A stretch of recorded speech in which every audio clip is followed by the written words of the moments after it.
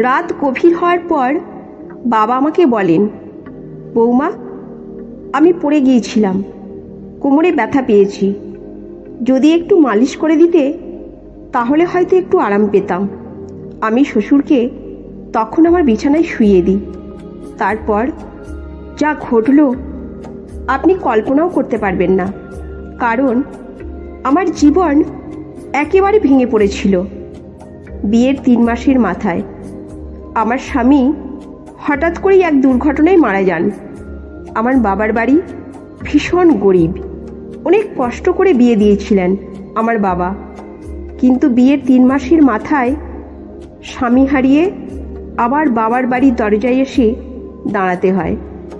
আমার বাবার বাড়িতে মা নেই, সেই জন্য ভীষণ ভয় করত, বাবা যদি কিছু বলেন কার আঁচলে মুখ লুকাবো। ঘরে সৎমা আছেন, সেই জন্য ভয়টা একটু বেশি। তারপর হঠাৎ একদিন আমার শ্বশুর আমাদের বাড়িতে আসেন।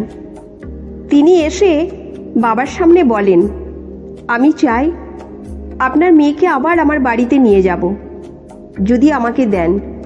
তখন আমার সৎমা রাজি হয়ে যান, কিন্তু বাবা বলেন, এখন আপনার ছেলে নেই, তাহলে ওকে নিয়ে কি করবেন?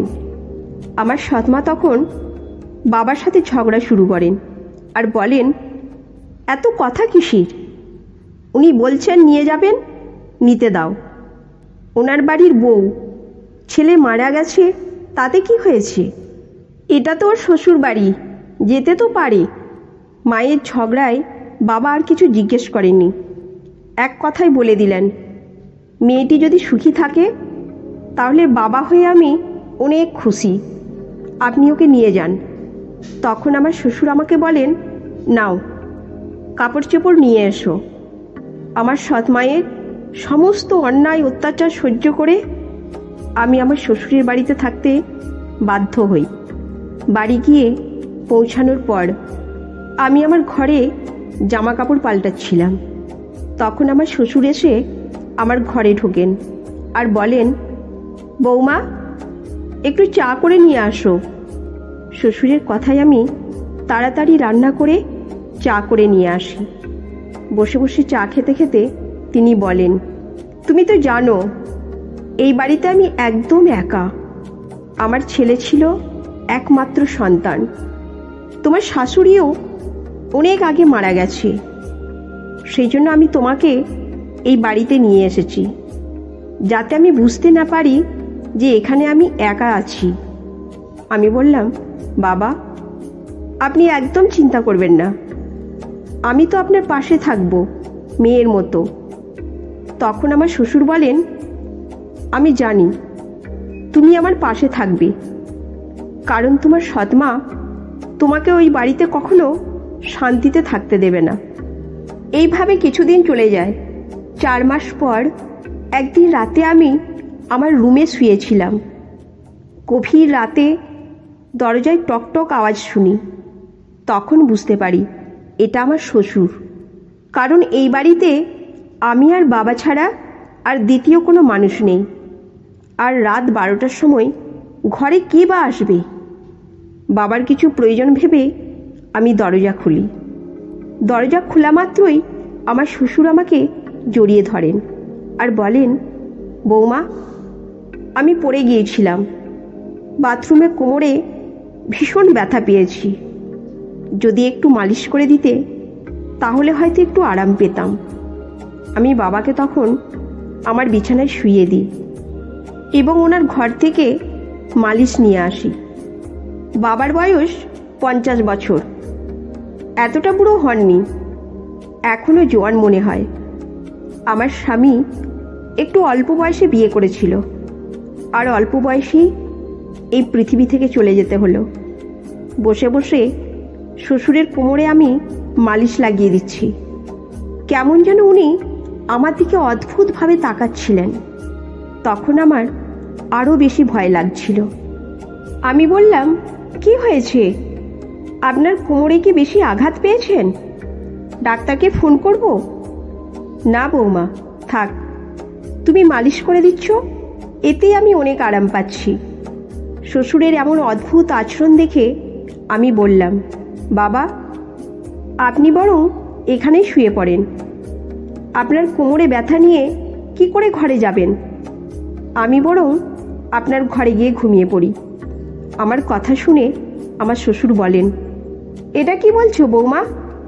এই অবস্থায় আমাকে একা ফেলে তুমি চলে যাবে? রাতে যদি আমার বাথরুমে যাওয়ার প্রয়োজন পড়ে তাহলে আমি একা কি করে যাব? তার চেয়ে বরং তুমি এখানেই শুয়ে পড়ো। কিছুক্ষণ পরে বাবা উঠে এসে আমার দিকে তাকিয়ে বললেন, বৌমা তোমাকে কিছু বলতে চাই। তুমি যদি আমার কথায় রাজি হও তবে বলবো। আমার মনে খটকা লেগে গেল। আমি চিন্তিতভাবে বললাম, বাবা কি বলবেন আপনি? বলুন। শ্বশুর একটু হেসে বললেন, আজকের রাতটা আমি তোমার সাথে কাটাতে চাই, কারণ একা একা আমার আর ভালো লাগছে না। আমার ছেলে মারা যাওয়ার পর আমি ভেবেছিলাম আবার বিয়ে করব, কিন্তু তখন আমার মনে হলো তোমার সৎ মা তোমাকে ওই বাড়িতে কখনো শান্তিতে থাকতে দেবে না, তাই আমি তোমাকে এই বাড়িতে নিয়ে এসেছি। শ্বশুরের কথায় আমি ভীষণ অস্বস্তি বোধ করছিলাম, কিন্তু তার কথায় বিরোধিতা করার সাহস পাইনি। ভয়ে আমি আমার ঘরের সোফায় শুয়ে পড়লাম। ঘুম আসছিল না, ভীষণ ভয় হচ্ছিল। বৌমা মনে হচ্ছে তোমার কাছে খারাপ কিছু চাইনি। আমি চাই তুমি আমাকে বিয়ে করে নাও, তাহলে কেউ আর কিছু বলতে পারবে না। আমি শ্বশুরকে বলি, বাবা আপনি এসব কি বলছেন? আপনি আমার শ্বশুর, আর শ্বশুরের সাথে বিয়ে করা কি সম্ভব? শ্বশুর বললেন, দেখো বৌমা, আমি মানছি যে একসময় আমি তোমার শ্বশুর ছিলাম, কিন্তু 5 মাস হয়ে গেছে তোমার স্বামীর মৃত্যুর। এখন আমাদের মধ্যে আর তেমন কোনো সম্পর্ক নেই। আমি একা, তুমিও একা। আমরা একে অন্যের সঙ্গী হতে পারি। আমার মন বিশৃঙ্খল হয়ে উঠল। বাবার এমন প্রস্তাব শুনে আমি কিছু বলতে পারলাম না। একদিকে সৎ মায়ের অত্যাচার, অন্যদিকে শ্বশুরের অদ্ভুত আচরণ। রাত পেরিয়ে গেল। পরের দিন সকালে শ্বশুরের কথাগুলো নিয়ে অনেক ভেবেছিলাম। নিজের পরিস্থিতি বিশ্লেষণ করছিলাম। শ্বশুরের প্রস্তাব আমার কাছে অসম্ভব মনে হলেও বাস্তব পরিস্থিতি আমাকে বাধ্য করছিল কিছু একটা সিদ্ধান্ত নিতে। বাবার কাছে গিয়ে কথা বলার সাহস পাইনি, কারণ জানতাম বাবার কথা শোনার পর আমার জীবনে নতুন সমস্যা আসতে পারে। একদিন সন্ধ্যায় শ্বশুরের সাথে আবার কথা বলার সুযোগ পেলাম। তিনি বললেন, বৌমা আমি তোমার কাছে খারাপ কিছু চাইনি, শুধু চাই তুমি আমার জীবনের সঙ্গী হও। আমি একা থাকতে পারি না, তোমার সঙ্গেই আমার জীবন সম্পূর্ণ হবে।